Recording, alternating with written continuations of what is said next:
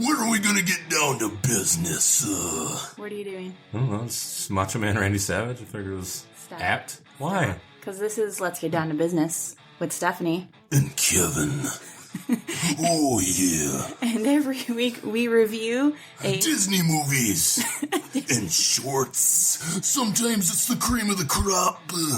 Other times, it's a package film. So that idiot is my husband, and every week I make him watch Disney movies with me because I have to put up with this stuff. And I make her watch wrestling. If you want to hear two adults Talk about childish things. and And the history. And the Wikipedia entries. Oh, yeah. just a note, this podcast is not safe for children. In case you didn't know. So we hope you listen along to Let's Get Down to Business. With Stephanie and Kevin. Oh, yeah.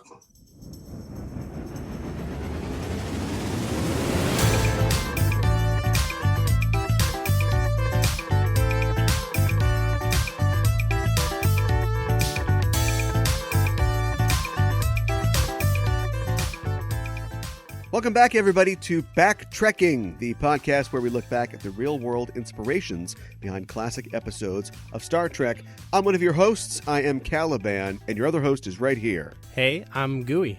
We are part of the Analog Legends Podcast Network. We're home to the best entertainment from the pre-digital age. We've got shows about your favorite geeky topics, like classic movies, TV shows, classic video games, wrestling, Disney, and more. You can find out at Analog Legends on Twitter. You can find out more as well. I just said find out. Maybe you'd find out something later on. Sounds good. You want to find out some more. You can do both of those things if you go to Twitter, Analog Legends. There's a lot to find out there. Yeah, there's plenty to find out. How are you? I'm doing okay. My toe is basically the toe. Gooey's toe update. It's been bugging me all week. Oh, no. But it's I think the proper color now. It went from purple to red to whatever pale. Sure. Okay. Toe color. Pale's fine. So yeah, that's been my major development this week. If it doesn't turn pale, you're in trouble. But pale is where you want to go. I was very nervous about that. How are you doing? I'm doing pretty good. I am reflecting on an episode of Virtual Theater that I listened to recently. Oh. And I think it was the Detective Pikachu episode. But I was listening in the news. You guys were talking about films. You were talking about movies that you would compare to video games, which makes sense. That's sort of the premise of your show. But you compared, like you said, like John Wick as a movie. Like the movie The Raid. Both of these movies are like, kind of video game movies. And you made a positive comparison in that respect. But in my experience, every time I've heard a movie compared to a video game, or this movie is like a video game, that's always been a negative connotation. Okay. Can you think of any example? Any game that, well, first of all, literal early video game movies like Super Mario Brothers, but any movie that just at some point throws away the plot development or the character development and just becomes bing, bing, zip, zap. And maybe that's not even valid anymore because the most successful, most seen, and really like most beloved films at the Cineplex right now are Marvel movies, which, in my opinion, succeed because they are exciting and they are flashy, but they also give you something like, I can tell how Tony is feeling in this moment. Like they don't let go of that character aspect. Yeah, no, I can totally see how that could be.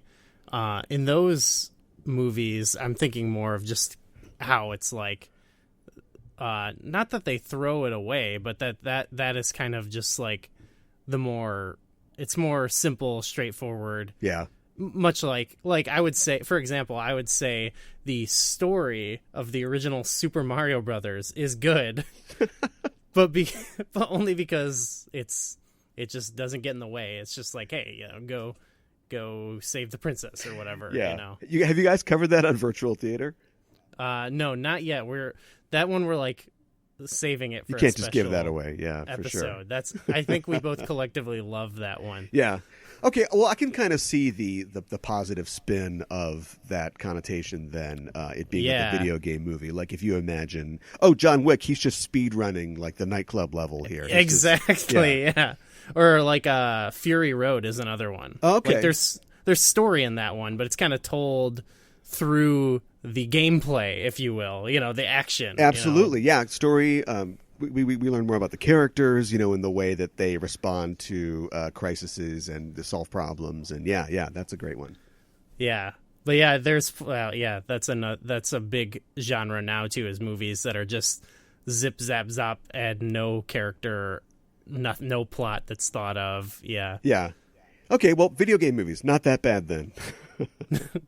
You heard it here first. There's been more movies that make me feel like I'm watching a video game that are good than actual video game movies. I see. So video game movies need to take a lesson, I think. Yeah, video games too. We're talking about video games, I guess, this episode. Like, video games too have evolved in such a way that, like, when, I don't know, Roger Ebert or some stuffy critic said that, they were probably thinking about Defender, or Pac-Man or something like that. And now video games themselves are these 60-hour-long interactive stories where you've got cinematic elements that are taken directly from film, and you've got character development, and you're interacting with like a team of cohorts, and you're pursuing some story thing that might come out one way or come out another. So that's a very simplistic criticism, I suppose.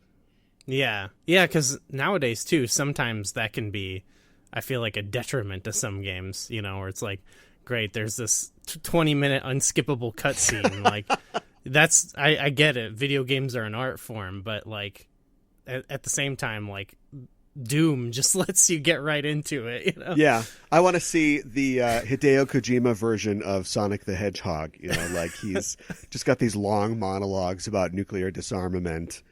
I would trust him with it. He's the true auteur of video games. Have you been keeping up on his new game that's coming out soon, Death Stranding? Yeah, I've been watching all the trailers as they come out and stuff. Yeah. It just looks so bonkers. I've been watching them just to figure out like what the hell is going on, because like Metal Gear, and if you know about the history of Metal Gear, and I hope you like video games, audience, because we're going to do this for a little bit more. If you know anything about Metal Gear, like that he made like the first Metal Gear, and it was based in a lot of the things that he was interested in as a creator or as a consumer. And then he was kind of like forced every subsequent game. He's like, I don't really want to do another one. And they're like, oh, just do one though and make a lot of money. So he kind of kept getting dragged back into this franchise.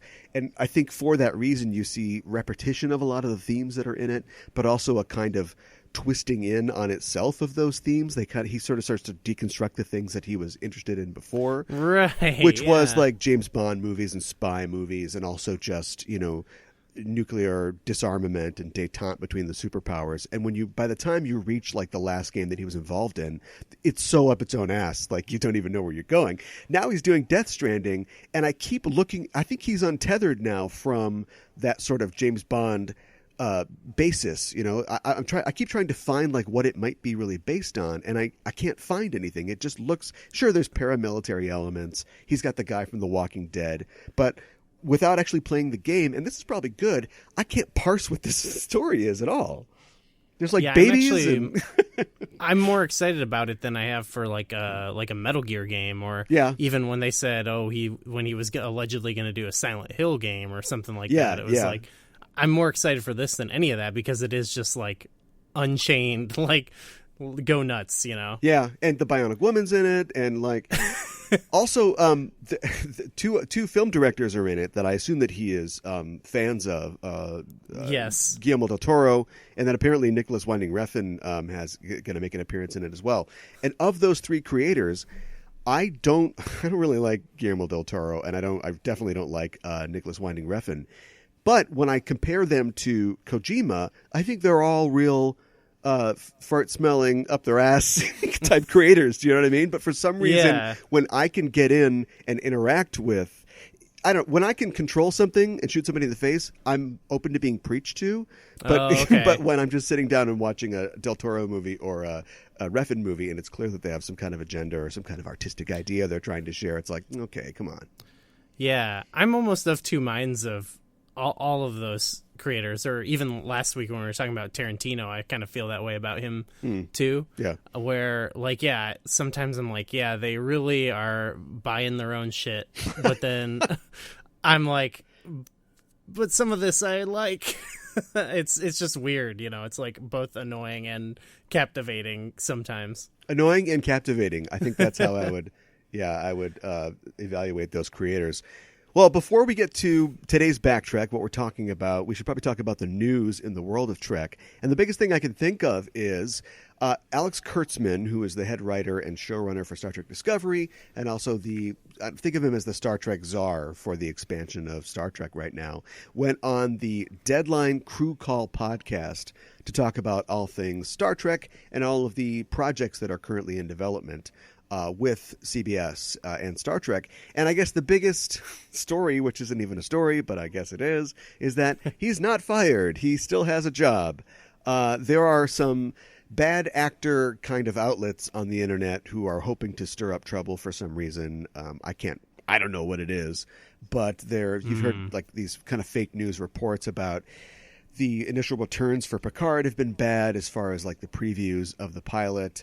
And so Alex Kurtzman is out and he refuses to leave. And so they're going to like basically promote him to a non-creative position, and Discovery season 3 is canceled. And well, as far as the guy who I guess has been fired, but refuses to say that it's true, none of that is true. And he gave basically a State of Trek interview about all the new projects that are coming up and some new developments as well. This is probably like the mad about Discovery crowd or whatever. Yeah. I don't know. It's so hard for me to characterize who these people are and why it's important to them to do this. But I have to imagine that people were mad about DS9 when it first came out. I'm sure people were mad about TNG, and in the DS9 documentary, all throughout it, but mostly at the beginning, they have the actors read some of the letters that Paramount got at the time about DS9. This isn't, Gene Roddenberry be rolling in his grave and so on and so forth. Which now, in the light of just, our modern hindsight, it's just clear that you guys had no idea what you're talking about. It's one of the best loved series. And a lot of the people who are hating on Discovery now are probably the people that really love DS9. Yeah, it would be nice, I guess, if like a piece of media could come out and it didn't have to be like a culture war about everything, Yeah, I long for that day. Hopefully it's coming. Well, Kurtzman talked about his approach. He signed this big deal with them. I think it's like a 5-year deal to expand it and sort of, activate the franchise-o-matron. And he talked about his process with Paramount, just saying, we want to diversify this. It's a lot of stuff that you feel kind of gross when you hear these words, but at the same time, I think that Trek has kind of just lived show to show for 50 years, and it could absolutely support several shows on at once, shows hitting different quadrants. Like, it's savvy from like a media perspective. There is a part of me that says, no, just tell stories about humanity improving itself. Don't try to make action figures or whatever. But I guess when you look at it, it's probably time to try this at least. And if it fails, it can always scale back to 1 or 2 shows, and we can always look at this period as like, oh boy, what were we doing then? I wish we'd listened to those guys who said that Alex Kurtzman should be fired. But he seems to have a real positive outlook about it. And so he talked about the Picard show, which, of course, is currently shooting and should come out this fall or early next year. He talked about season 3 of Discovery, which is clicking along. And he talked about the Lower Deck show, of course, which is an animated show, which will be for somewhat younger viewers, but also for adults, and also the Nickelodeon show, which is being developed right now by the Hageman brothers, who were guys who worked on the Lego movie and like the Ninjago movie and Hotel Transylvania. And he spoke about, and I think this is telling, but what are you going to do? He spoke about his experiences as a kid enjoying Star Wars. Yes, the other Star franchise that dare not speak its name. You're not supposed to mention it. I know. But he talked about how as a kid he, saw all these figures and thought that he could really imagine himself on Tatooine or flying an X-Wing or whatever. And he thought, we need to attack that he didn't say market, thankfully, but he meant market. Like, we need to get that market. Yeah. It's all well and good if you've got a 53-year-old guy just thinking about, Far Beyond the Stars, black people had it real tough. That's not for, like, an 8-year-old. We need something that an 8-year-old can go, ooh, that looks fun. I want to be a scientist, in space, talking to Andorians or whatever. Yeah, especially because then they're going to go into the more traditional Star Trek stuff, like Far Beyond the Stars or whatever. Hook 'em early, yeah.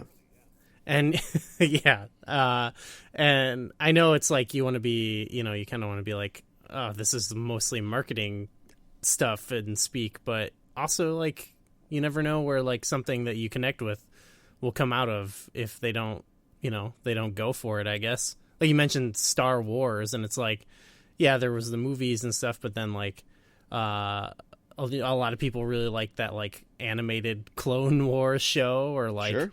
A lot of people are like loved playing the pod racing game on their N64 back in the day. Sure. So like, yeah, why not just like throw some stuff out there and, see if any of it connects with some people. Yeah. And as much as I have unfavorably compared Star Wars and Star Trek in the past, I think that Star Wars is already running into the problem of diminishing returns, where you've got a million books and a pod racing game, and you're coming out with your 9th film now, and they're running up against, like, what is this even about anymore? Like, how many times can we have a Jedi, cut off a stormtrooper's head or something like that with a lightsaber? Like, we've done this over and over again.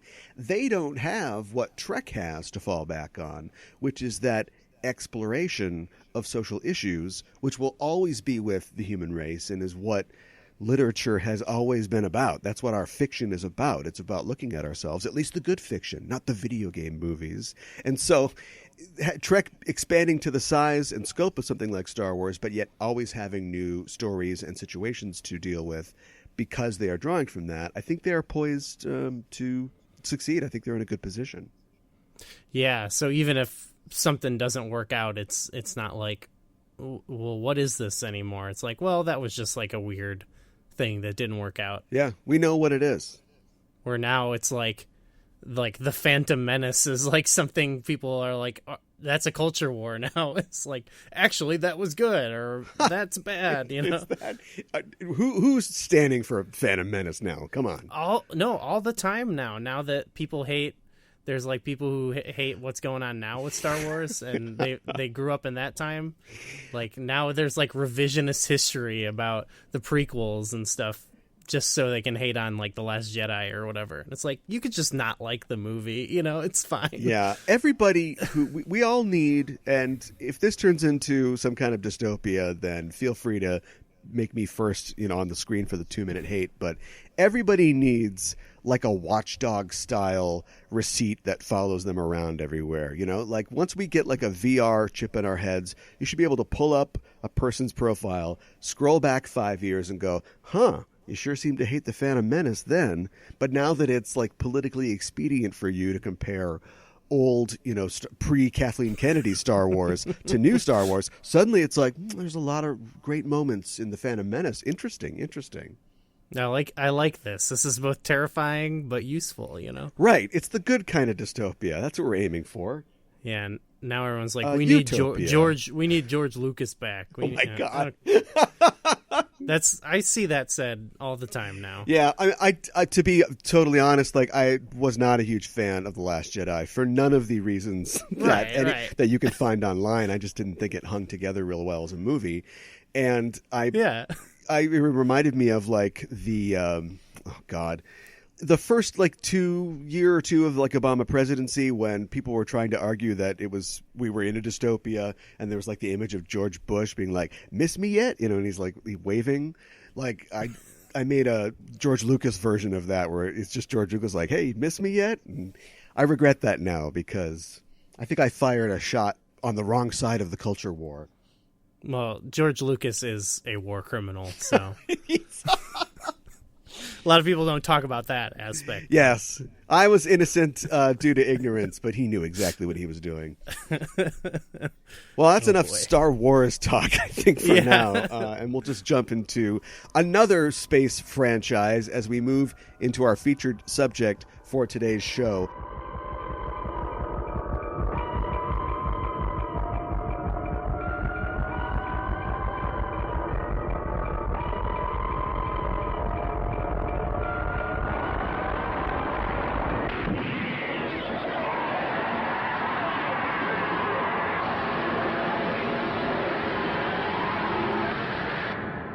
I gotta say, when you think about the movie Alien, you think about... Well, what do you think about? I think about Sigourney Weaver, I guess. Okay. Yeah, I think probably she's, emblematic. You think about a long-headed creature with two mouths, a mouth inside a mouth, mouthception. Yeah, some H.R. Geiger stuff going on there. Alien it's a classic film. It's from the new American New Wave genre, and it really didn't fit into anybody's perception of what it was supposed to be. It was one of those things that was hard to really quantify. It was a horror movie, but at the same time it was a space movie, and in that great tradition, the late 70s and early 80s of that lived-in future. Everything wasn't going to be Buck Rogers. You were going to have space truckers, basically, in a leaky ship flying around. And, of course, it spawned, it's just this huge franchise, which itself, I think, has kind of lost its way. But you can't really deny that it was incredibly influential. And one of those films that, like most art, drew... it's basically like a haunted house movie in space, right? It's just like a slasher movie in space, but was something that was so original and so singular that it spawned just a whole new genre of films and sci-fi movies. Yeah, and maybe I'm looking back on hindsight, but that movie ends, and because I watched it recently, and I was like, how do you follow this? What do you do from here? But they went for it, for sure. Called up James Cameron. Cameron will find a way. Well, yeah, he could do it, but I don't know about, what's Michael Fassbender going to do? I'll tell you what he's going to do. He's going to keep being in these things because he's getting paid. Yeah, I guess so. And that movie came out like last year, Alien Covenant, I think. Yeah. Not great. This movie is old. This is an old movie I was thinking about. It celebrated its 40th anniversary on May 25th of this year. And so Casablanca came out in 1942 and Blade Runner came out in 1982. So we are now farther from Blade Runner than Casablanca was from Blade Runner when it came out. Oh my gosh. Yeah. Yeah. It was like weird. You mentioned like what people made of it at the time, or what they thought of it. And it's hard. It was hard for me to like even imagine that, because the movie, it feels like an old movie, but it felt timeless to me. It was like nearly perfect, I thought.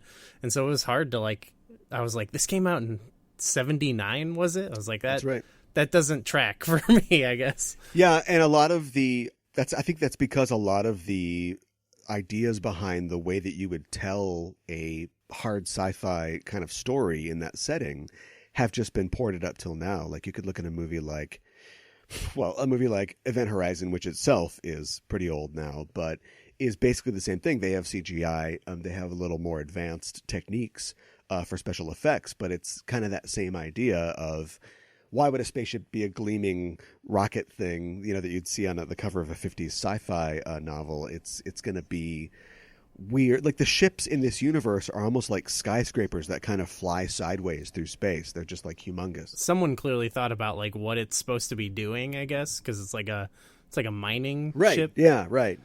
Yeah, so it kind of looks like it looks to me like a bunch of like oil rigs or something. Yeah, it does. It really does. This is Ridley Scott's second feature film after The Duelists. The film was a financial success. It made about $80 million off an $8 million budget, which is totally a success, but it was sort of, the response to it was mixed from the critics. There were a lot of people who really pegged it as being something very original, and there was a lot of people who thought of it as being kind of derivative, because I think they were just turned off by it being a horror movie, just like a B movie sci-fi thing.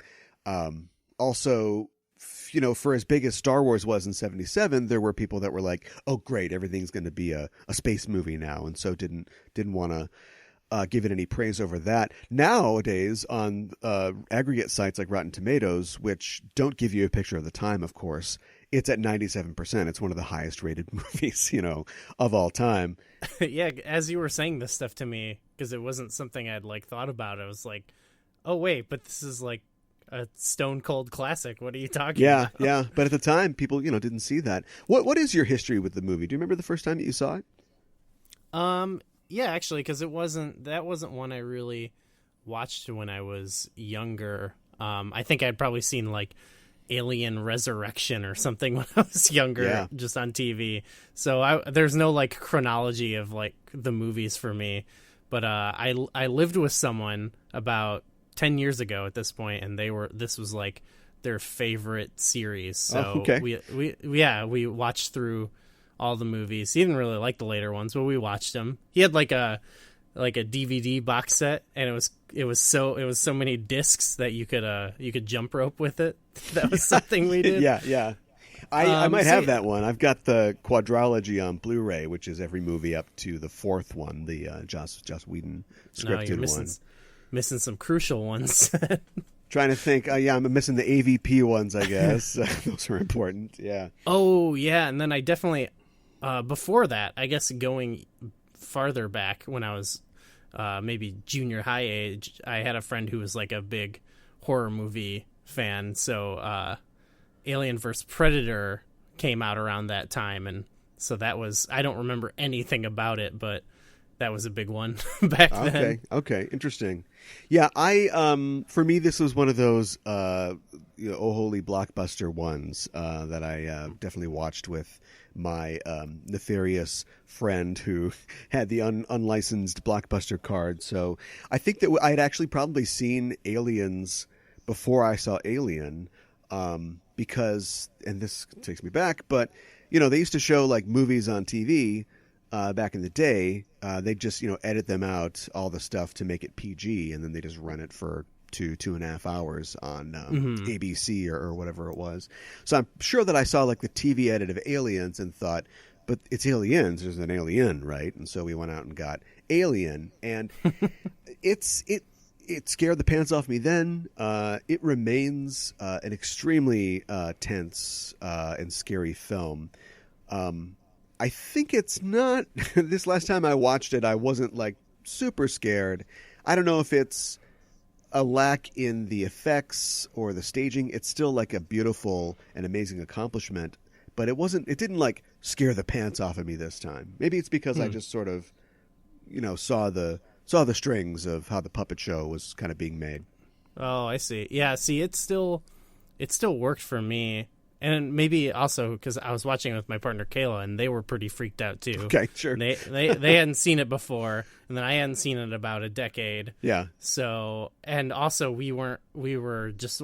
I got a new streaming service this week for this movie. Oh, okay. I got a different trial for red boxes. Okay. Because it was like, okay, I'll watch another one of these for free because I don't own any movies. So it wasn't, and it was the standard definition. So there's actually a YouTube video by H Bomber Guy about like VHS scan lines. Yeah, right. And how like pan and scan it makes movies like that yeah creepier because you don't know if you actually saw something or like that.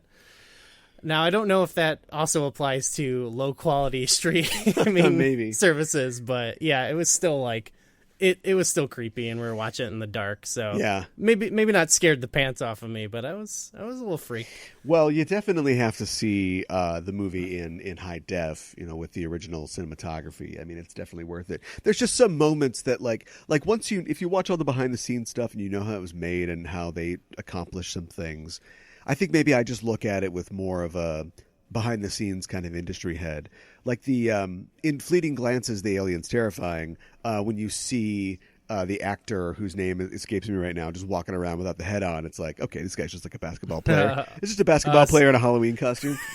Some of the mystery is gone, I guess. Yeah, that's fair. And that's totally fair. They play it a lot with with him and like the way that they shot the alien to make it as scary as possible because they knew it wouldn't stand up under a lot of view. That's something that I think later films forget, which is, yeah, okay, look, this thing's like made of like chrome penises lashed together. Like it's scary like in its concept, but if the thing is just like walking around, it reminds me of the scene from Alien Covenant when the alien like hatches or whatever for the first time. And I know what they're trying to do. It's supposed to be like a child reaching up to its parent or something, but it just looks like this little alien going like, holla, like it's just putting his little hands up in the air, and it just doesn't, it's not scary. It's not scary. That exact moment sort of happened for me in watching Alien, where the little version of it goes like skittering away. Yeah. And I was like, look at that little guy go. Yeah.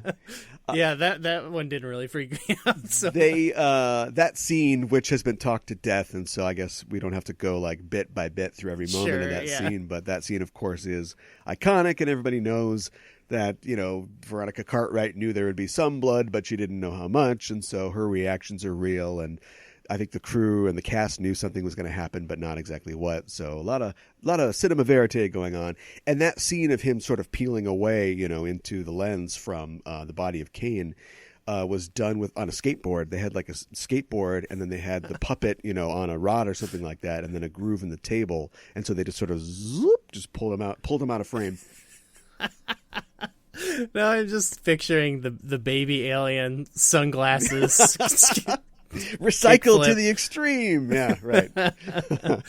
It's cool to stay in school, guys. Yeah, right.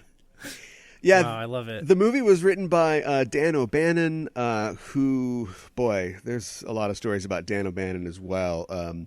Okay. He also wrote and directed The Return of the Living Dead, and he worked on the story that would become Total Recall, and so he's a sci-fi guy who has written a lot of influential stuff. And he's also one of those guys that's like had a falling out with a lot of people that he's worked with. And so when you hear the story of how something was made, you get like his story, and then you get like the other story, and you don't know which one is real. But yeah, I mean, he's contributed to a lot of stuff.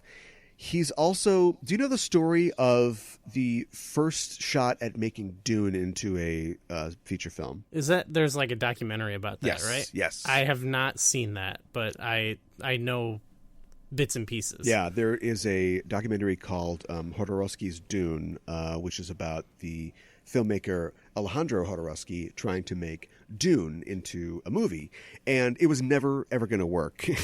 But it's like this beautiful vision of, he got like Mobius, the famous comic book artist, to do the art, the concept art. He was going to have Mick Jagger, be in it, and Orson Welles be in it, and the script was like 500 pages long, and it was never ever going to work. But it brought a lot of people together who went on to do other things and make other movies in the sort of late 70s and early 80s. Movies like Alien, I'm trying to think, like Total Recall, and just like he got like a lot of people together who kind of cross-pollinated with each other, and so it led to a lot of amazing stuff. Giger was doing designs on the film too, and O'Bannon was also a special effects guy, so he was hired to do special effects for Dune, and so he kind of comes into the story in a sort of oblique way. But it's just fascinating the way that it all came together initially, and they brought Ridley Scott on board to direct. And at this point, he'd only had like one film to his name, and he was 5, 6, 7, 8 people behind. Like he was like their last pick basically, and had to convince them to let him direct. Have you seen a lot of Ridley Scott movies? Like, what's your opinion of him as a director? Well, I think he's kind of a mixed bag. I feel like. I think there's a lot of his movies I've seen that I don't think of as like Ridley Scott movies. Like I think there's some movies that I'd have to take a look, but there's some of his that just seem like, okay, yeah, I've seen Alien and stuff, and these kind of have like a similar like vibe or whatever. But then it's also he did like, God, what was that Egypt one like a couple of years ago? Yeah. Where it's like, oh, that's a Ridley Scott movie. Oh, okay. Yeah. So yeah, I don't know. He's He's made some pretty classic stuff, though. What do you think? Well, he's another one of these guys who, and this isn't uncommon, but you see it a lot recently, where he got to start in commercials, right? Oh, so okay. there's a way like Michael Bay, right, or David Fincher, got started making commercials and Madonna videos, and so there's a certain. You don't need any real story for that, or at least a very short story, and so you have a focus on like visual quality that makes your movies look beautiful when you get to Hollywood. But at that point, can you continue as a storyteller? And I think if you're Michael Bay, maybe not. I mean, I don't know at this point. I mean, he just makes movies that are handed over to guys in computer chairs, right? Like, I'm trying to think of like some of his early movies, like The Rock or whatever. Like that's an okay movie as far as an action movie goes. And I think that's kind of the problem with Ridley Scott. Like he's somebody who is so good at the visual side and then we got him together with, Philip K. Dick, for like Blade Runner, or Dan O'Bannon and Ron Shusett for Alien. Like if he's got a great script, he can go to the moon. But if not, you get Robin Hood, or you get Exodus, Gods and Kings, or whatever. Yeah, I'm not sure that he knows what like the story that he wants to tell. Yeah, I was interested to get your take or like theory on him, because I've just never, like, it's not a thing where I see like a Ridley Scott movie and I'm like, oh, I gotta go see this one.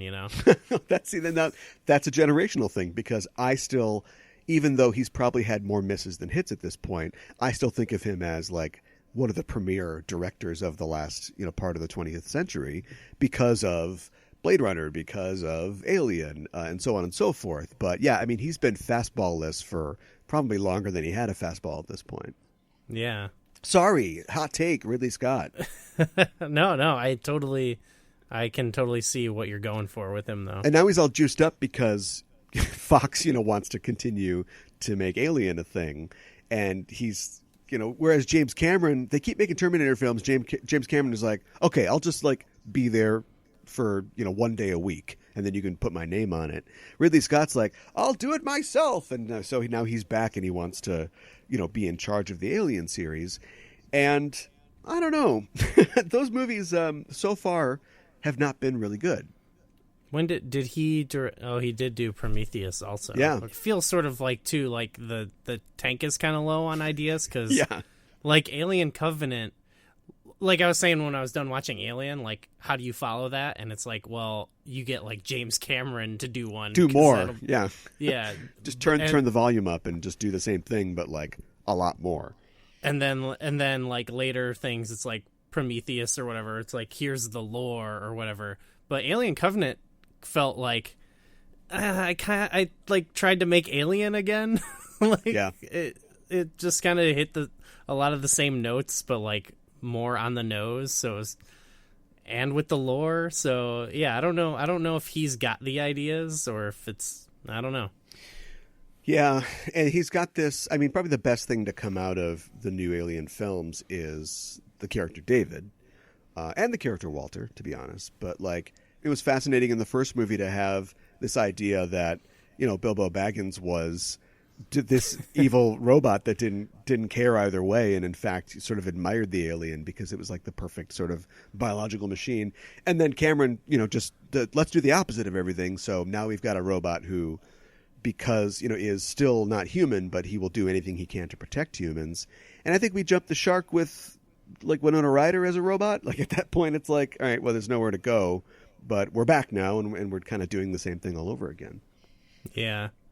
Oh, and another good thing that's come out of Alien being big again was, I know there was like that video game that came out a couple years ago that I didn't play it, but Isolation? A lot of people liked it. Yeah. Yeah.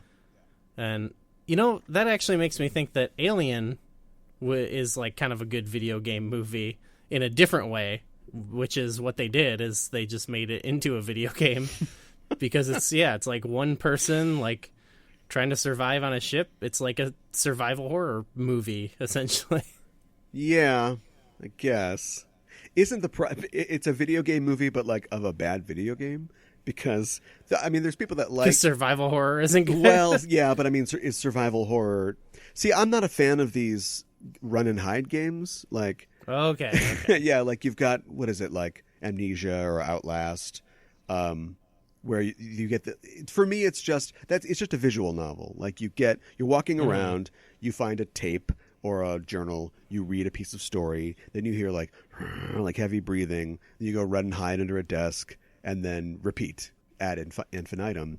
And for me, it's like that's not really the pinnacle of like what video games have given us in terms of play. Okay, it's a good video game movie of a type of video game that's not for you. Okay, all right. Now the Aliens arcade game, that's the shit. That's what I'm talking about.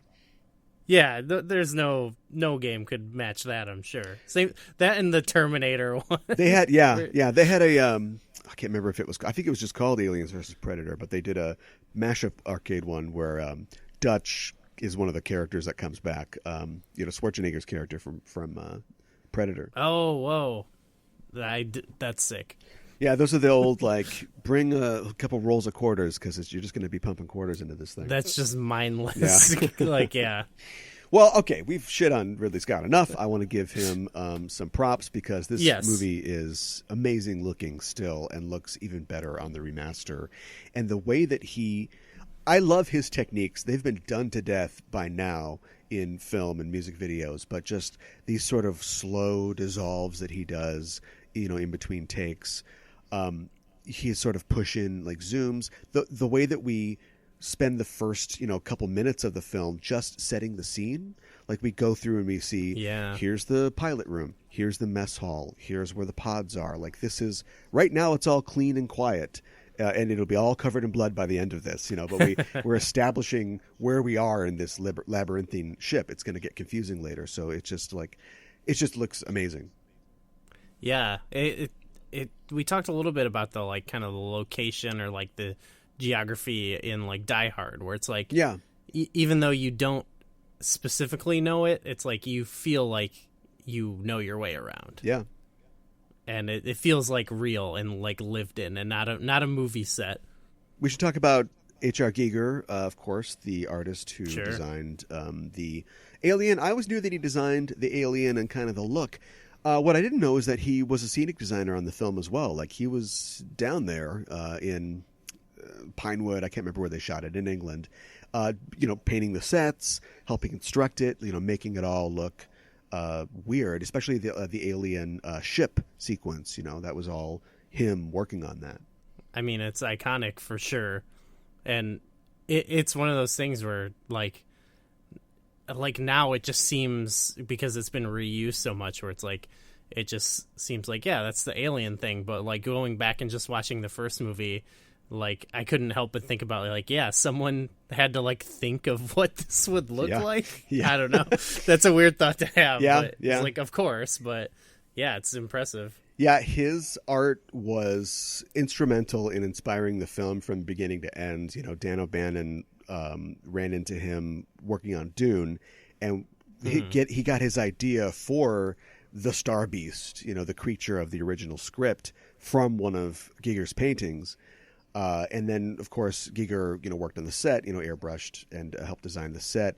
He used dried bones in his construction. He'd use a lot of like really unconventional materials to sort of put everything together. There's this. Oh, that's cool. It's just weird. Yeah. There's this. There's this funny story about how he was flying to. I think he was flying to LAX to show some of his stuff to the studio heads before they got going, and it was like one of his like crazy just like designs, like a prop piece, and he got stopped at customs. They're like, what is this? What do you have in here? And he had to get people from the studio to come out. No, it's fine, it's for a movie, everything's fine. It's not like a piece of someone. Did he do like just the alien ship and the alien stuff? Yeah, pretty much anything that's like gooey, he had a hand in, so to speak. Well, I mean, this is obviously the goal, but it really does feel like, so distinct from like then the like design of like the human ship. Yeah. It almost feels like their movie like crash landed onto a planet where like a different movie was happening. What movie are we in now? Yeah. In a good way. Oh, like, absolutely. It didn't feel like the same people made this movie, which is impressive. Yeah, it's so distinctive. I mean, it's sadly, I don't know if it's sad. It's good that it's inspired something, but it's definitely been done to death now. But you can definitely immediately tell something that is his work or is, cribbing from his work when you see it. It's just so immediately distinctive. Well, I felt like it reminds me of how like series go on and stuff, and sometimes aspects about various series will pop up, like the design or like the score or something. Yeah. And there's something, it'll like kind of feel hollow a little bit, but then there's something about watching this and it's like, yeah, this is like that raw, like pure, like it doesn't feel like the series. It feels like its own unique thought, and it feels good. Feels good to watch. It feels good. Scott really, when shooting the movie, did his best to replicate those designs, like his concept art. He tried to match it as close as he could, and that's why they used a lot of mist and smoke in the movie. Even in parts where you're not seeing smoke necessarily, they'd fog up the set because he wanted to give it that airbrushed quality. He wanted it to look like, a Giger painting on the screen. It's funny that it's funny that you mentioned sort of like franchise creep, because I'm thinking about something like like the Fast and the Furious. I watched the sort of at your urging. You didn't tell me to, but you were talking about it. I watched the Hobbs and Shaw trailer the other day. I don't know anything about the Fast and Furious movies. I think I saw the first one. I don't think I've seen any of them. And I know that this is like obliquely connected, but it's just a superhero movie, right? Like that's just what it is. 100%. Yeah. Okay. So anyway, you get to number 11 or 12 for the car movie, and it's okay that it's something completely different now. Yeah, I almost like that better, where it's like they're like, and they do honor things about the early movie's story and stuff, but where it's like it's just so not. It's the opposite of Alien Covenant, where it's like we're not making Fast and the Furious or Too Fast, Too Furious again. Right. We're making we're making Luda's Furious not in 9. this one. Yeah. Well, would that Ludacris was in Alien? Who knows what would have happened then? But we do have a great cast of characters. Other than that, of course, led by Sigourney Weaver, who this is pretty much like her first major role. Okay. Yeah. And she is she's great in it. It's funny, you can write, and O'Bannon did, when he wrote the script, he wrote all the parts to be gender neutral. Like his idea was, it doesn't matter, who's a guy, who's a girl. It doesn't really matter. This is the future. They're all men and women working in space. And that's very egalitarian. I think that's very cool. But when you do end up casting a woman and there are like men, like tough working men around her, you immediately find yourself, especially in the late 70s, in a particular social, political sort of area. Yeah, this ties into something earlier. I was thinking when I was watching this, and you did say that it was like kind of mixed when it came out, but I felt like if this franchise didn't exist and like this movie came out now, it would be like another one of those like culture wars, because someone would be mad that like, even though like similar to John McClane, she's super like vulnerable the whole movie, people would be like, this is so not realistic. Right. Like how could a woman be on a spaceship? Yeah. Well, I was just going to say, like, when you've got a scene like, you've got big burly like Yaphet Kotto like yelling at this willowy white woman, and it's cool that she stands up to him. It's cool that she's, the second in command or whatever, and so she's not going to take any shit. But it's also, it immediately becomes a shot in that war. It becomes like, oh, she's such a, here we go, strong female character. Do you know what I mean? And I think it's great to see roles like that. But O'Bannon never thought of it that way. He was just like, everybody's the same. But of course, the real world, you once you put something in the real world, you find yourself in like an actual political environment that you're commenting on whether you really want to or not. Yeah. If you had if Yaphet Kotto, pick Yaphet Kotto, say he was the final girl in this, the aliens chasing him around at the end and he's saving the cat, I feel like it wouldn't resonate in quite the same way. Yeah, definitely. Yeah, so it's one of those things where like even just the existence of the character is like, for some people that's gonna like drive them wild. Right. I also thought, this is slightly off from that, but if this movie came out now, there would be one of those like cinema sins, like everything wrong with this movie where it like nitpicks it, because I even found myself doing that sometimes. And then I looked it up and there actually is. Yeah, of course there is. Yeah, it drove me crazy. I was like, okay, I watched like a minute of it and I'm like, I have to turn this off. I love complaining about movies, but I love like real complaints, that have to do with exactly the way the movie was made and what it's trying to say, and not that guy didn't have a hat on in the last shot or whatever. Yeah. Oh my gosh. Yeah. Or that ship doesn't look aerodynamic in space. Like, ding. Right. Yeah. Ugh. Sorry. So yeah. Anyway, I should mention that. So anyway, that was her first film. Her first major film, Sigourney Weaver. She's great, of course. Cool. Tom Skerritt is in it. Tom Skerritt is a name that you don't hear much anymore, but he was a big deal at that time. And when they first approached him, he's like, I don't want to do this. I don't think that he liked the script all that much. And he also, the budget was real low at that point. And this is where Walter Hill comes in. Walter Hill, of course, is a sort of famed filmmaker that made The Warriors, amongst many other films. And he rewrote the film. He didn't get a credit on it, but he added a lot of elements. And then Tom Skerritt read it again, and he's like, this is great. And as they were working on the film and putting it together and starting to shoot, he actually went back to the producer, Ron Shusett, and said, can I trade like my salary for a percentage point of the royalties? He's like, I'm so sure that this is going to be huge that forget my payday. I'll just take a bet on it succeeding, and it succeeded. Wow, made some money. What did he do like after this? He was in. I know that I hear the name a lot, but I know him from this. Now you're quizzing me. He was in Top Gun. He was the okay. Yeah, he was the head of the instructor in Top Gun, and. Makes me wonder. I think even I'm not old enough to know his greatest roles, wow. but it's a name that you heard a lot back then. Who's like the Tom Skerritt of our time? Who's gonna? At what point in his career? Are you saying like who's the young Tom Skerritt of now? Yeah, Jeremy Renner? I don't know, maybe not.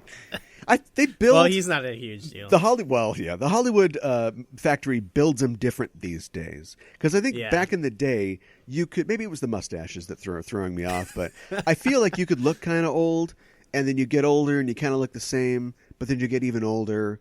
Like Jack Nicholson, for instance, from last week. Guy had kind of a young look when he was young, and then he always kind of looked like 42 for his entire career. Yeah. Whereas Patrick now, Stewart a little bit. Yeah, right. Yeah. Whereas now, and maybe Jeremy Renner's a bad pick because he's already got kind of a punchy older face. No offense, Jeremy Renner, I like you, but 10 years from now, he'll look like he does now, or at least he'll be striving to look as young as possible. So, like Tom Cruise, the guy's he's nearer to 60 than he is to 50, and he looks like Tom Cruise. Your Cruises and your Keanus. Yeah. Yeah, they're ageless beings. You're ageless immortals. Who know? What are they planning? Yeah, it's the stashes that age you faster.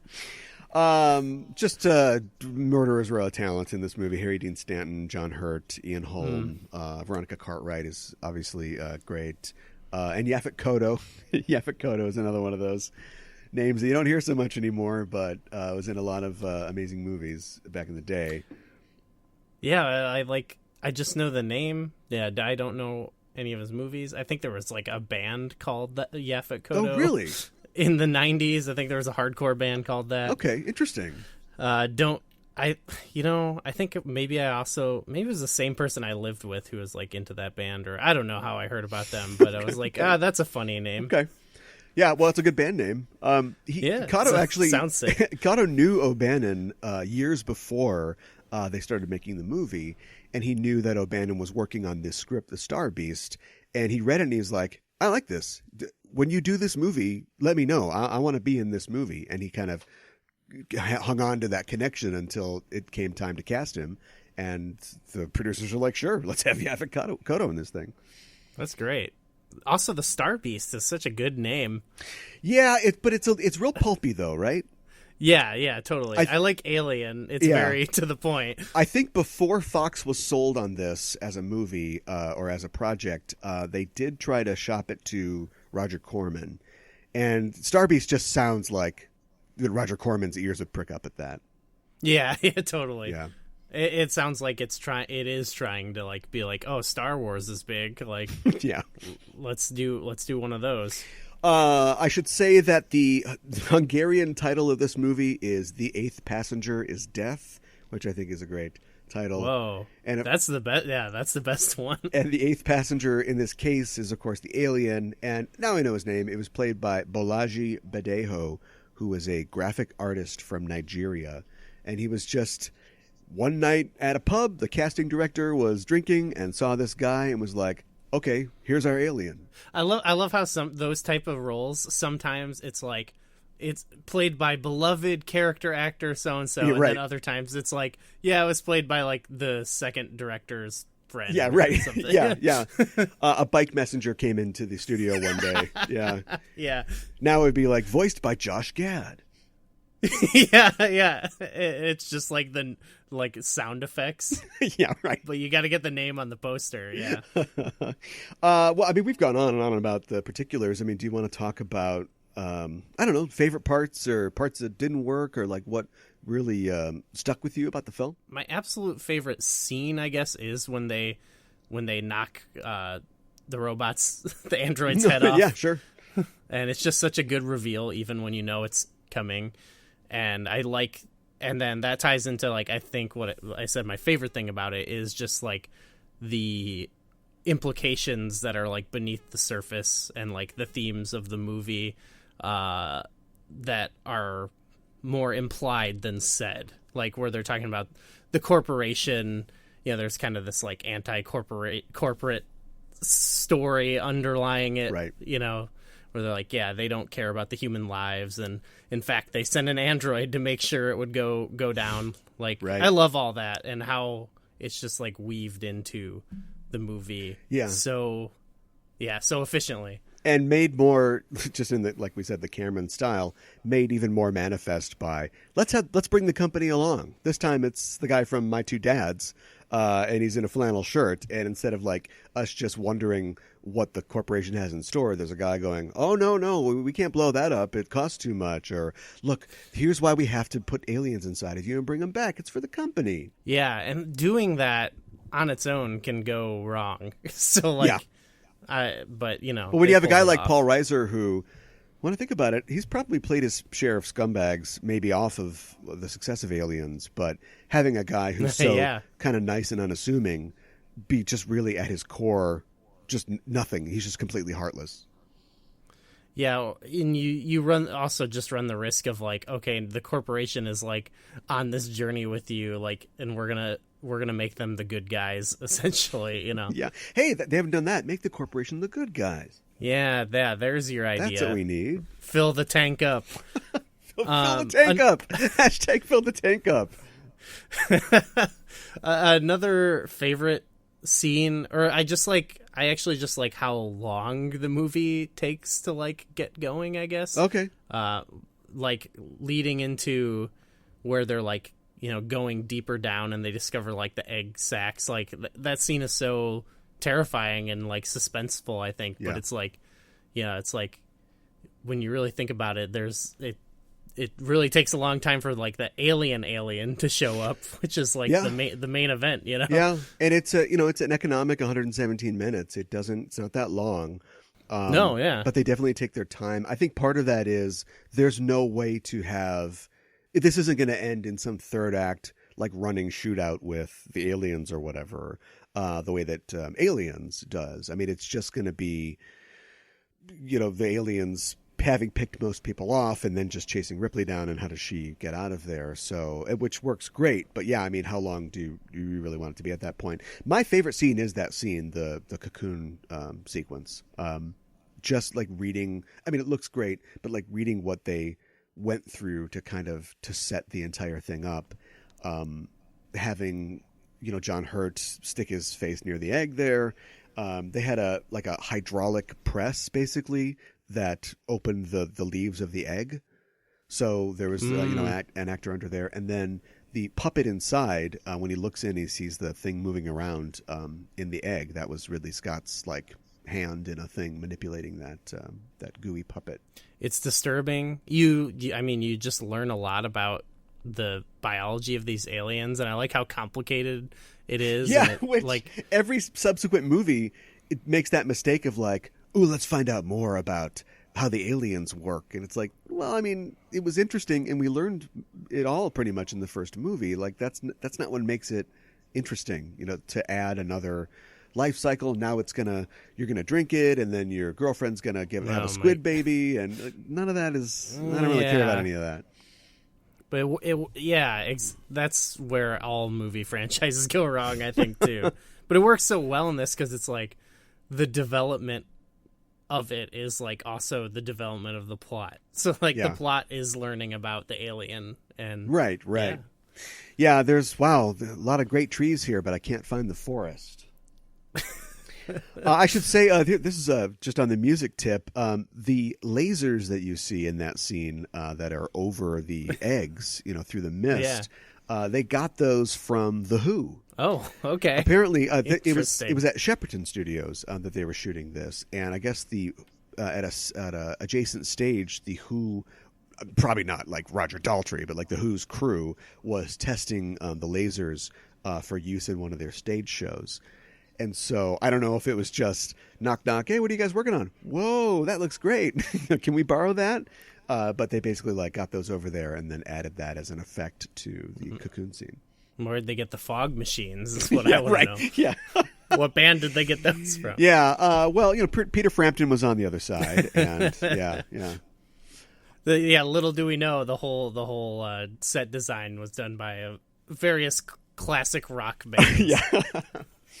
I want to talk real quick before we move on because I think it's important. We've talked sort of obliquely about the feminist aspect of this movie, but I think the main sort of theme of this movie is violation and rape, basically, and how. I speculated before, like, what if Yaphet Kotto was the Ripley character? Would the sort of implied rape have the same impact? And I don't think that it really would.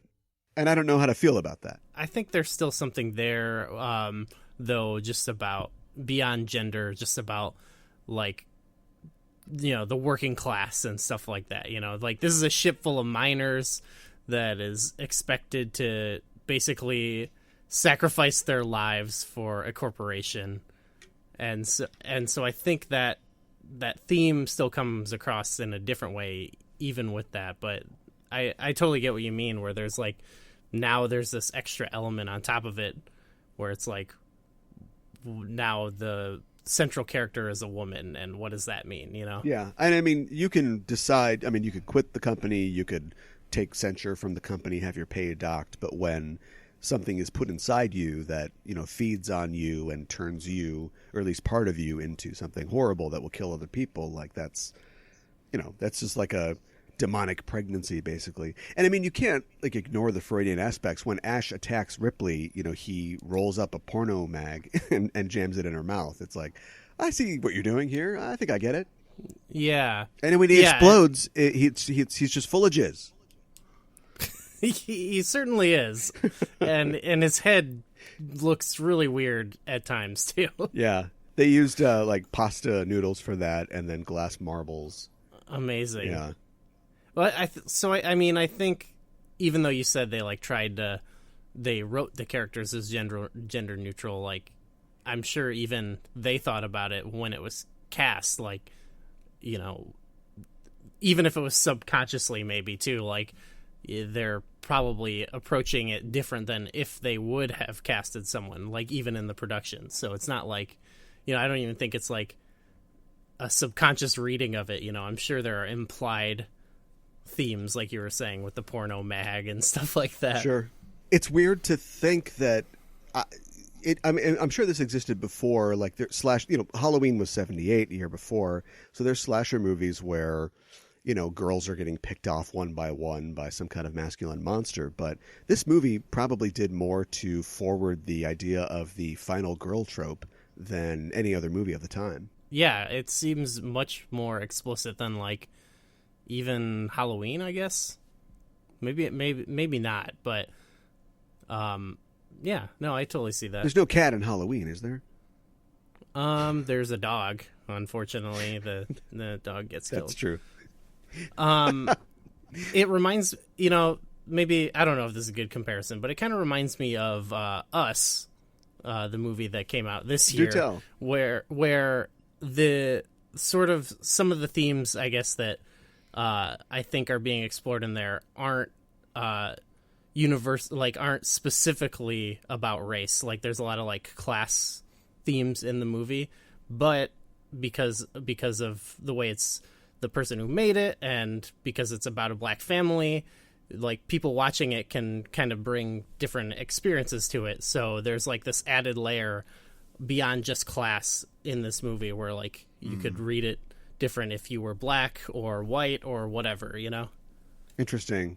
I don't agree, or at least I would flip it over. I don't think that you can't divorce Us, I don't think, from the racial element of it. Oh no, I don't mean that it's like that's the only thing. Yeah, I still think that it has primacy over the other things. I mean, having like one white homeless guy doesn't make suddenly your movie about like everybody. It's literally about people underground who can't be themselves.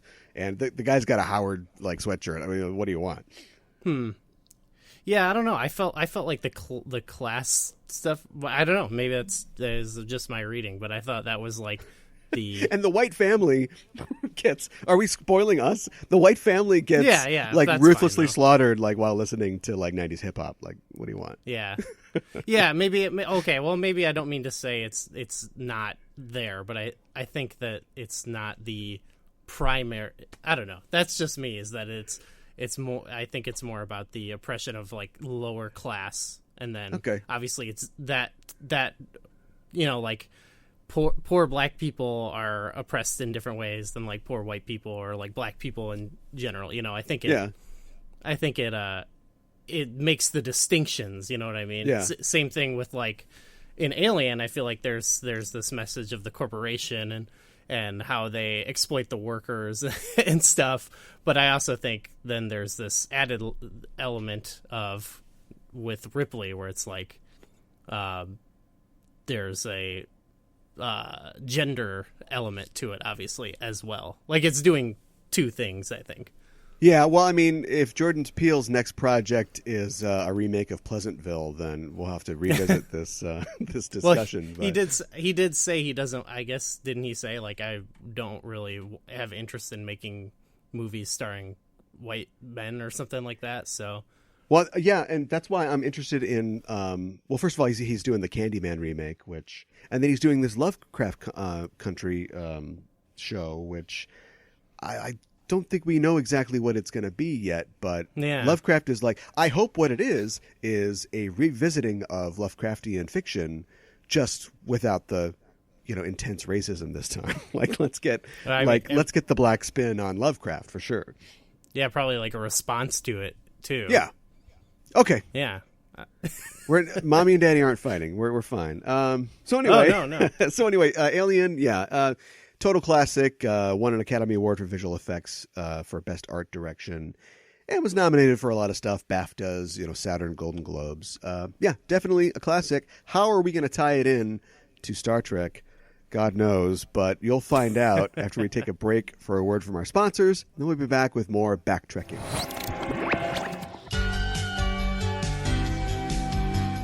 The Via VHS podcast is changing lives. Here's some testimonials. Bill from Tallahassee, Florida says, I was able to quit my job and get a Ferrari, just like Magnum PI. Sue from San Diego, California says, wow, it really helped with my crippling depression. Thanks, Via VHS. And Tom from Charlotte, North Carolina says, it cured my genital warts. Wow. Listen to the Via VHS podcast on iTunes, Stitcher, and Google Play.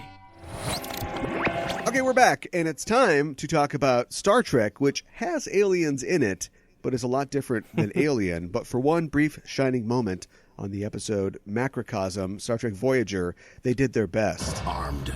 This is Captain Catherine Janeway of the Federation starship Voyager. To anyone within range, my ship has been seized by unknown life forms. Require any and all assistance. Afraid. By this time tomorrow, there could be thousands. We don't have much time. Alone. Hurry.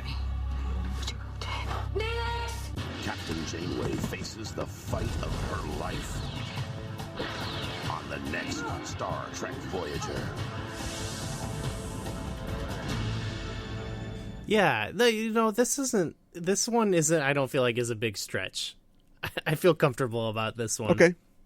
It's not exactly Alien, but it's got some stuff. You can see, I think, what they wanted to do. Yeah, this was one, I guess, unlike some of the other ones where they at least have acknowledged at some point where they're like, yeah, we were kind of thinking about Die Hard. They said that, or we were thinking about Pigs as Pigs. This one, no one's actually said anything. Yeah, about it. The episode was written by Brandon Braga, who is a longtime writer and producer for. I used to call it New Trek. Now it's just Middle Trek, I guess, or just Trek for most people. And he said that it was specifically. He said this is not an attempt to make Janeway look like Ripley, even though. People have compared Janeway's depiction in this episode to Ripley. Kate Mulgrew herself said, it was Sigourney Weaver time when they were doing this. I think producer and writer Jerry Taylor said she compared the Janeway to Rambo in this. But I mean, come on, it's like you said, what's happening here? Braga specifically said that with this episode, what did he say? He said that Star Trek can sometimes be high and mighty and moralistic, and I'm like. Yeah, that's the show you're writing.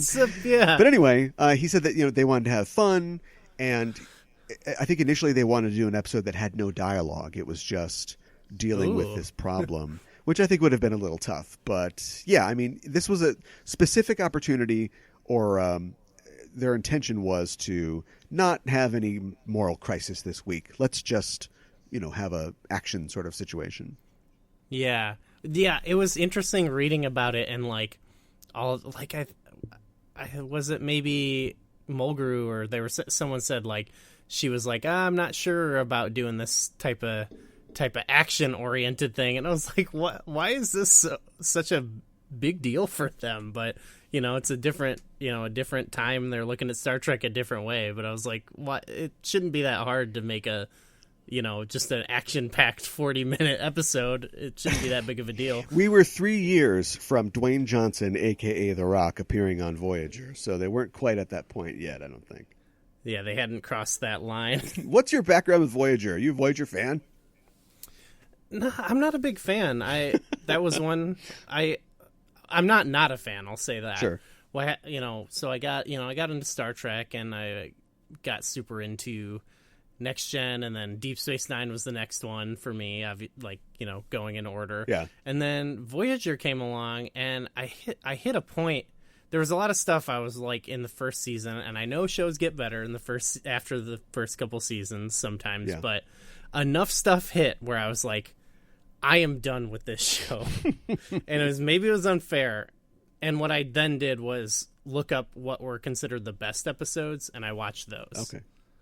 But, yeah, there was a couple things in the first season where I got pretty turned off by it, and I haven't watched the full thing. Well, what about you? That's interesting because and maybe it's because I'm on a rewatch of the entire series right now, going, start to finish. Okay. And I think maybe it's because it's the freshest in my mind, but I didn't have a big issue with a lot of first season episodes. In fact, I think... in the first season, they're really kind of, they could have done it more, but they're sticking to and exploring that premise of what do we do when we're in the middle of nowhere? We can make friends and allies, but they're all going to be in our rearview mirror because we got to keep going. We're low on supplies. Half the crew hates the other half of the crew because we're, half Starfleet, half Maquis. I think that they do an okay job of kind of exploring that. Later on the show becomes something completely different because of the elements they develop organically. And I think it's, for me, just at the time, it was the part where life got in the way. I watched a lot of DS9 and I watched some Voyager. Also, like you, felt like it doesn't seem like something I'd want to watch. And then I just got busy and never got back to it. So and I think that a lot of people my age had that experience because if you look at the streaming stats, Voyager is one of the most streamed shows, Star Trek shows on streaming TV. People are, I think, catching up with it. Yeah, no, I do one day want to give it like a more fair shake. I feel bad, like I let it down a little bit. Well, you've got all these streaming services now, so you have hopefully on one of them access to the show. I specifically remember being turned off by the portrayal of like Chakotay. It was just like he's like vague. It was like he's Native American, but I felt like that was not handled appropriately, I guess. Yeah. But I was like, well, it's 2000 or whatever year it is, but I don't know. I felt like it was kind of sketchy, and I was like, ugh. I've told this story a couple times. So many times I can't remember if I've told it on this show or not, but do you know the story behind Chakotay and his Native Americanness? Not really, no. Okay. Well, I mean, we're going to be doing this for years, so we'll leave it to maybe a future show. But I will say that, long story short, the Native American advisor they hired to make all the Chakotay parts like make sense was not Native American. He was lying the whole time. See, yeah. Kuchimoya doesn't mean anything. Yeah, so I was turned off by that, and then I feel like there was like some premise for an episode that I felt like was like gross or sexist or something, and I was just not in the mood. I was like, I'm over this. Voyager sexist. Yeah, no, I don't. Or no, it wasn't that. I felt like so there's an episode. This is a spoiler where a character reveals that she had secretly impregnated herself with someone's sperm or something. She's a bad guy. Yeah, but it felt like kind of tropey and like, look at this crazy chick who impregnated her. I was like, you know what? Screw you, Voyager. Yeah. Well, I know what you're talking about, and spoilers for a 25-year-old show, but I think the problem with like a character like Seska is that same problem of we're out of here, man. It doesn't matter like what happens, like we're out of here. In the pilot, they piss off the Ka1iban Ogla, and they're like, "You've made an enemy," and it's like, okay, well we're gonna look good in our rearview mirror because we're taking off. And so if Seska like f's around and then like beams off the ship, it's like, oh, well, we're going home. Like, so they had to find a way to make her connected to the ship still. And she's obsessed with Chakotay, and she's having his like rape baby, I guess, but like reverse rape baby. Yeah. Yeah. Do you want to talk about high life of it? You want to talk about Macrocosm? Yeah. Okay, we let's should do it. Yeah. What happens in this episode? All right. So Janeway and Neelix are coming back to the ship from a seemingly failed or I guess somewhat salvaged diplomatic mission from the interpretive dance planet. Yeah, loved those guys. What the Tac? The Tic Tac, yeah, right. Yeah, Tic Tacs, yeah. And they come back and they discover the ship's kind of abandoned. They think they can't find anybody. They don't know what's going on. And these like this like virus or whatever has taken over the ship. Yeah, and then that's most of what it is. They have to discover the cure for it and blast away some of them as they like make their way through the ship like Alien or Die Hard style almost too, crawling through the vents. And that's basically what goes down in the episode. Yeah, I think it's probably the smart idea to sort of front load all the mystery and sneaking around, not knowing what's going on in the ship stuff. But then the second half of the episode is a flashback that just looks like a regular episode of Voyager. So either they really didn't see this as Alien when they were making it, or they halfway through they ran out of gas and they're like, how do we tell a story that's just, one person on a ship the entire time? And I would argue it's possible. Go back in our catalog. It's called Starship Mine.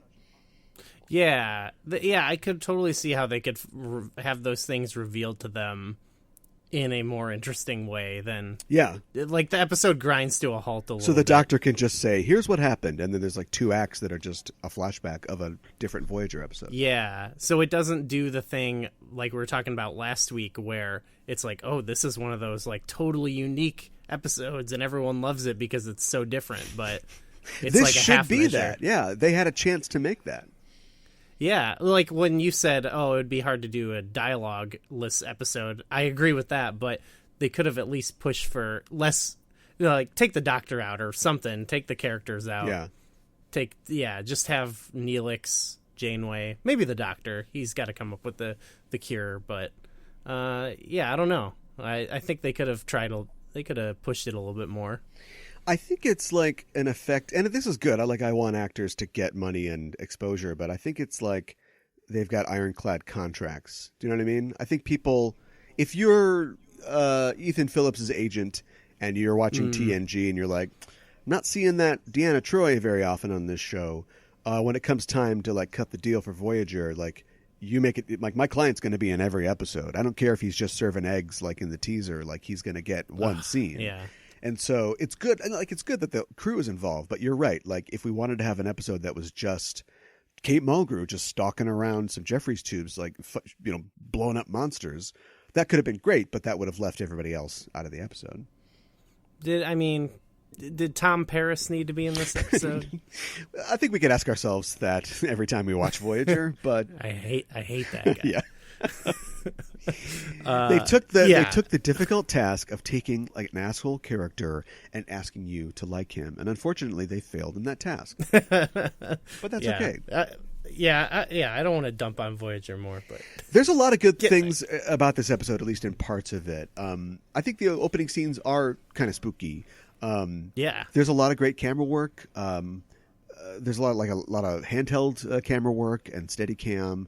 There's a great shot when they go in the turbo lift and it kind of rotates around, following Neelix, leaving Janeway out of the shot, and then she kind of comes back in. It doesn't really do anything because there's nothing in the turbo lift to see except for turbo lift walls, but it's, Alexander Singer, the director, is kind of feeling his oats, and there are definite comparisons to Alien here. I mean, you've got a woman in a tank top running around, shooting aliens. They've got tricorders are kind of like motion detectors, which are like a staple of the Alien universe. I think there's something that has to be a reference. They find the transporter room and there's like a hole melted in the floor that's got goo all over it. A lot of goo in this episode. And we learn later that, the aliens don't have like acid blood or anything like that.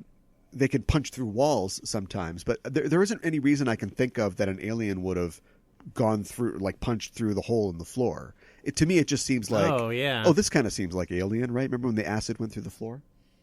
Yeah, maybe that was the part, because that's still in the mystery part. So they were like, we'll include that. And they're like, forgot to come back to it. Right, yeah. But yeah, I saw that and I was like, then the thought did cross my mind, like, oh, maybe they do know what they're doing. Yeah, that's the kind of the mystery for me throughout the entire thing. You've also got an alien that, implants itself within you, and then it uses you to make new viruses, I guess. They are viruses that somehow achieve a macroscopic form where they're like just a giant, I don't know, they look like a creature from like a CD-ROM game coming after you. They kind of look like peahats from The Legend of Zelda. Oh, that's it. Thank you. Yeah. That's it exactly. Yeah. Dan Curry, the visual effects producer, didn't bring up peahats, but he said that they were inspired by the design of diatoms, which are microscopic creatures who have like a similar shape. Yeah. Yeah. They looked all right. It's kind of, they were going more computer graphics here, and it was, they look okay. They look cool when they're getting blown up by Janeway. Yeah, there's. I read a story or a comment somewhere where one of the visual effects guys was talking. Oh, I know who it was. It was Ronald B. Moore. No, that's Ronald B. Moore, not Ronald T. Moore. And he is like one of the visual effects supervisor guys. He was saying that they did use a couple practical models for the explosions. So they would have. They would have practical models, like an actual built macrovirus, and they'd fill it up with a bunch of goo and stuff like that, and then they would take it. They took it out to like the parking lot and filmed it in front of a blue screen and just like blew these things up, with explosives. Every time one of them exploded, I like audibly went like, "Oh, yeah!" It's a real nice pop. Yeah, but of course, most of the time they are represented by computer graphics. And I think one of the reasons that the staging in this episode is so slight, like there isn't a lot of, it's just the crew and not even them for half the time. There's only the one guest star. They were trying to save money because this is like one of the first times that they did like a full CGI character on Voyager that sticks around for a long time. I don't know. can't think of too many because I'm so unfamiliar with it. But that's, it's that time period where it's like where like there's kind of a mix. Like, do we go for it fully, or do we? Yeah, you might have like a great concept for how it would look, but if the money is better to just put a guy, with a rubber band on his face or something like that, then we're just going to do that instead. There's some like growing pains in that era, I think. Yeah, for computer effects. I mean, they do come off, like I said, like that CD-ROM creature, but they're not that bad. No, in fact, that has its charms, I'll say, at times, too. Yeah, and I think that at this point, Star Trek knows what it's doing. Like, there's a specific time where there's a couple sequences where the actors have to touch them. They're attacked by them. The doctor, I don't know how you inject one with an antigen or whatever. And then Janeway just straight up shanks one, like, later in the episode. Yeah. And those parts look okay. They look pretty good. Yeah, there's a part where she's like literally like tussling with it, and it's trying to stab her, and it looks totally fine. Yeah, I love that you. Little funny. I chuckled. She's got a knife. She's got a bunch of other stuff, and I like how we get, like Batman last week, we get the arming up scene. She clicks the belt. We get a zoom in. She, oh my God. Gets the gun out, puts the clips down or whatever. We get the whole commando arming up scene. She looks so sick though. It reminded me of Starship Mine too, where it's like, yeah. If only she had a crossbow. Right, yeah. That gun looked awesome. Tape the bomb that she uses at the end, to an arrow and then fire it, but that would be Rambo.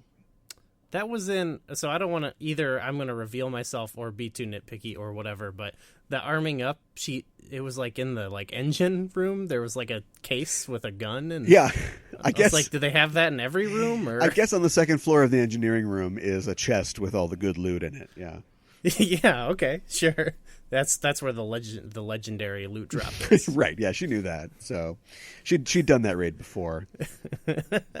I do think that they're definitely trying to go for an action thing at the end, like having a character, toss a bomb into a thing and then 3, 2, 1, throw herself to the ground and an explosion that she doesn't look at.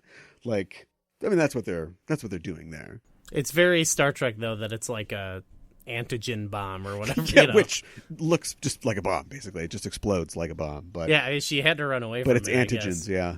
And I love the fact that, and I don't even know how this works, but they're like, we need bait for the these flying Hershey's Kisses. So they create like a party program in the holodeck, and the things come in, and everybody's like, oh my God, no!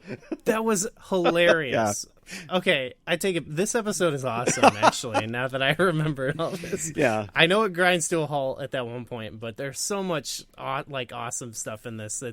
It's not Star Trek, I don't feel like. Or like it doesn't make me... That party scene makes me think of more of like some dumb, blockbuster movie. But okay. I love...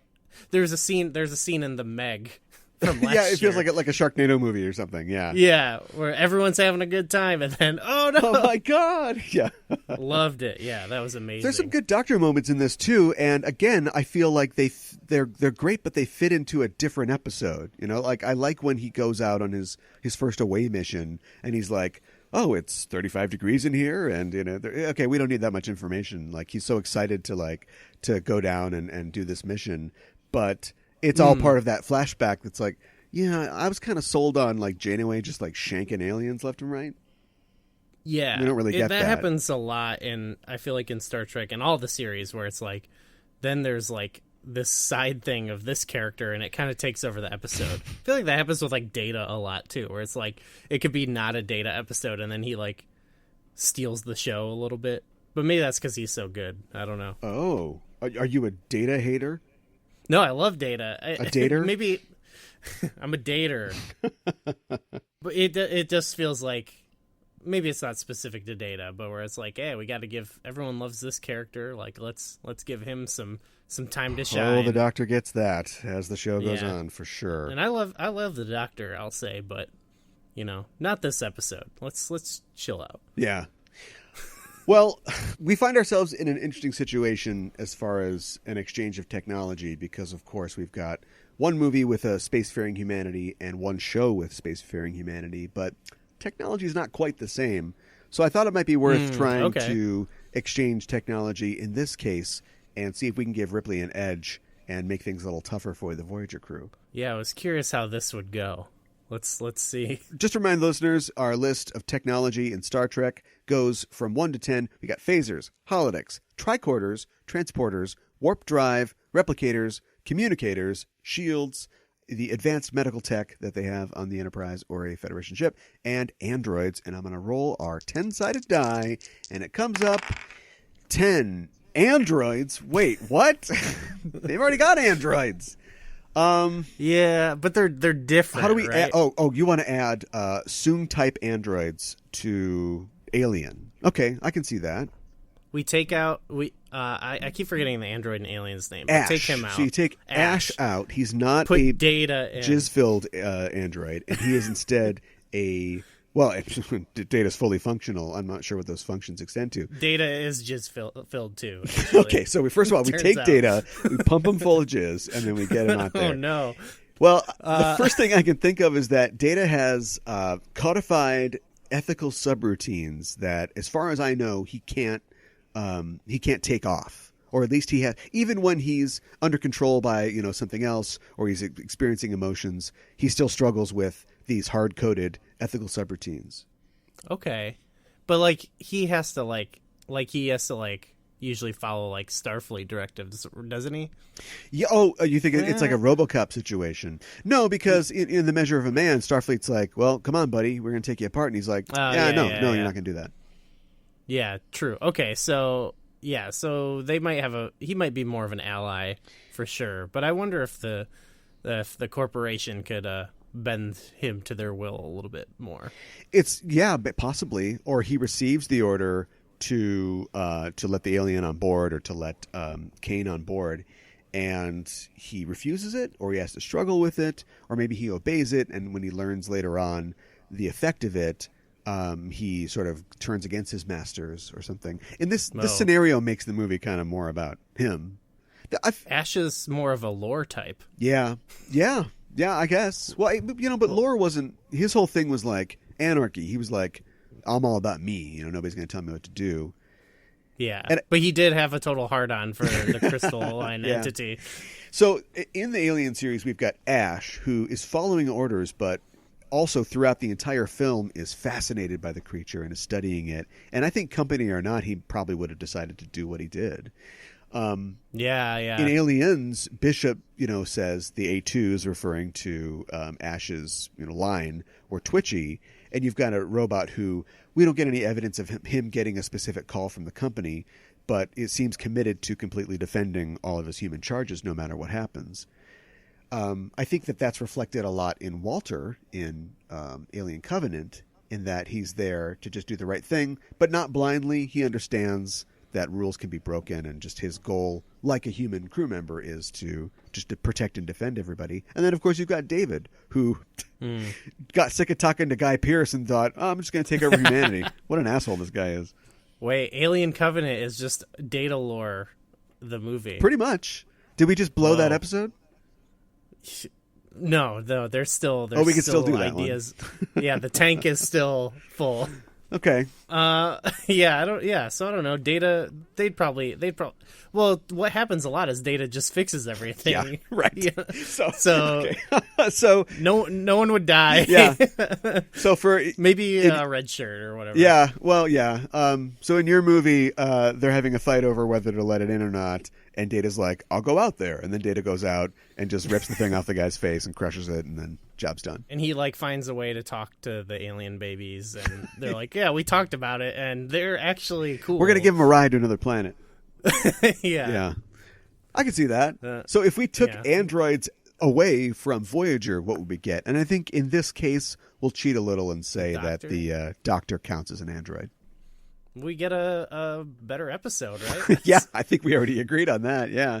Though, he's got the medical solution, so that might be a problem. Yeah, Kes is a big part of that solution, though, too. Do you think Kes could have figured it out on her own? Yeah, they could have. Well, she learned. I guess then who is the Doctor on the ship? Then we have to think about the whole series. Say they're stranded alone, and they don't got the Doctor. Oh. Say it stops. Yeah. Okay. Yeah, they never would have made it to this point without the EMH. Or they'd have, it'd be more of a, I guess the situation would be much more dire. Like, a lot of people, I'm sure they have some, field medical training and stuff. Yeah. So I don't know who came up with the idea of the EMH. I mean, I guess just probably, the people that created the show, Jerry Taylor and Rick Berman. But, like, I do love that idea. And for me, it's like, remember, this was like the early 90s. They really prefigured WebMD. Like if there was no EMH, it would just be like Tom Paris feverishly Googling whatever the person has and then trying to apply like whatever it is. And the doctor is essentially just the combined knowledge of like 57 doctors with a personality program that allows him to interact with the patients and apply the remedies. But he's internet-based medicine. He's like when you Google, is this rash, cancer or something like that? That's kind of what he is. And that didn't exist back then. Like if they had just patented that instead of making a TV show, they'd be mega millionaires. Well, if only they could have predicted it and they could have like made his character way more like suspicious of every ailment they have, Like, I've got a slight cough. It's cancer. Yeah, where he just jumps to the the worst. It's always the worst thing. You might have melanoma. Yeah. That would be an interesting character trait for him to have. He's like this super medically the Munchausen syndrome hologram. Yeah. Oh boy, save that. Yeah, there you go. Okay, so that's complete. Anything else that you wanted to say about this episode, which we made a meal out of, I think? Yeah, no. Okay, there's one final thing I was thinking about while watching this episode. I was thinking about Janeway and Picard compared to John McClane and Ripley. Okay. Where in their respective movies, like, a big aspect to it is that they are, John McClane's a cop. Yeah. Ripley's like a miner, I guess. But they're kind of not fully prepared for the situation they're in, and they're it's very vulnerable the whole time, and it's like, oh no, what could happen, to them at any moment. Sure. Whereas Picard and Janeway, it's more of like, we want to see them like get their hands dirty and like kill some stuff. And it's less of like, can they do it? It's hard to put a Starfleet officer in that situation because ostensibly they've had training for this. Now, even though Picard isn't like, say, Worf, he's still somebody who should have some idea what to do in this situation. Yeah. Although I'd argue that, like, John McClane doesn't deal with terrorists every day, but he knows how to shoot people. Yeah, he's maybe a little bit more ready for it, but still, it's not even a negative thing about this. It was just something that I thought was interesting and maybe it has to do with Kate Mulgrew saying, like, I don't know about doing this, where it's like, they're kind of slumming it a little bit, And there's two weird moments that connect to her specifically. Apparently, the whole opener where the interpretive dance guys are mad at them because Kate Mulgrew apparently putting your arms akimbo, like on your hips, is like is like the middle finger, like in their species. And they did that because I guess she does that a lot, which she does. I never thought of that as a weakness, but they were kind of poking fun at her. Then at the end of the episode, after she's gotten all dirty and she's had, alien viruses in her and she's sweaty, she's just like painting like a little still life or something like that. And she's like, well, I guess tomorrow's another day. And it's such a weird tag for this episode where people got boils with flies coming out of them. And it's just such a contrast to what was going on. Yeah. No one like died or anything, right? No, I think everybody came out of it okay. Yeah, so I guess it's all right. That's very Star Trek of it, though. Yeah. And they've got a limited roster. They can't just be killing people every episode or anything. I guess. It's just the scene right before that where they cure the thing and we see the ship, one of those long shots of the ship flying. I thought, oh, here come the producers' names. It's over. No, Chakotay's like, hey, how you doing? I'm fine. Then it's over, and it just feels like, we were a minute short this week. Yeah, or like, hey, we gotta have a little gag to end this. That's very Star Trek of it too, like a type thing. Well, if these are like evil tribbles, they needed like an evil tribble gag at the end. Yeah, like they have at the end of Tribbles. We could do a whole like podcast about the final scene of Star Trek episodes. I think. Yeah, definitely the original series. Oh, yeah. Well, I think we took care of that one. Should we tell people what's coming up on next week's BackTrekking? Okay, so for our next episode, we're doing something that I know nothing about. So that'll be fun. We're watching Our Man Flint. Yes. Why? Can you give a little? Oh, I have to do it. What's the deal with it? What is it? I don't even know. Little teaser. James Bond was and still is incredibly popular, and you have to remember that Dr. No came out in 1962, and the books were popular before that. They were in the late 50s, early 60s, and so it didn't come out in a vacuum. And just like when, I don't know, Blade or Spawn or maybe a more successful comic book movie comes out, The Matrix, for instance, everybody's going to wear black leather for the next decade. That was going on with spy movies too, and so a lot of other spy movies tried to get in there and sort of take the James Bond crown. You had like Dean Martin playing Matt Helm, like in The Wrecking Crew, and you had James Coburn playing Flint in Our Man Flint. And it's sort of a wacky send-up of... It's partially send-up, partially straight-faced spy movie. Right. So it's a send-up, and then we're going to be talking about a send-up. Yes. Because we're going to be talking about Our Man Bashir. Yes. Deep Space Nine episode, which is... It's full of James Bond references, but obviously it gets kind of the title and... maybe the idea of being a parody or whatever from Our Man Flint. Yeah, and we'll also talk about why a egalitarian doctor in the 24th century would like 60s spy movies and novels, like why that appeals to him at all. Yeah, sure, yeah. I guess if you look at... He's a freak. Yeah, well, he's a freak, but it's more... I like to, examine the seam between the writer's interests and the character's interests. Oh, yeah. Why would, a professor today like to, read about people cutting each other's heads off, in medieval Europe? Okay, I guess that makes sense. But, why would a guy that lives on a space station with lasers by a wormhole in the future be like, Plenty O'Toole, haha, so funny, love that. Yes. Well, it's like, okay, I'm gonna be watching this with a new eye on it. Okay, for sure. All right, please do, and we'll talk about that the next time we come back. But that's it for this week's BackTrekking, and thanks for listening, listeners. If you like the show, please tell a friend. It's really the best way to get the news out about our show. But you can also follow us on @BackTrekking on Twitter if you want to join us on social media. You can also tell us there what you think that we should look at in future episodes. So add us. I'm asking for it. Come right at us. Let us know what you want to see or hear on the show. Gooey, where can people find you online? You can find me on Twitter. I go by @GooeyFame. And also check out my podcast, Pro Wrestling Required Viewing. We just had an episode come out where we're announced we took a break for the summer. Okay. So it's our last one for a month. So, but there's a lot of good stuff in that one. So I wanted to give it a little plug. Awesome. And you can find me at Ka1iban on Twitter. And I'll also send you to @CraftDeservice. That's CraftDisservice. That's the Twitter account for my movie show, Craft Disservices, where we talk about films that were rejected at the time by critics, but embraced by audiences. And we talk about Alien in a much more extensive, longer talk on that show. So check that out if you're interested in Alien. That is it for us for this week. We'll see you soon, and keep on trekking.